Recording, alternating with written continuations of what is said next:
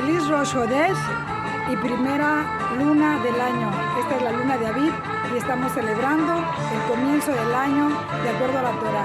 Les bendecimos, amados, que tengan un feliz año, que la luz de Yahweh resplandezca en sus rostros y que les dé paz.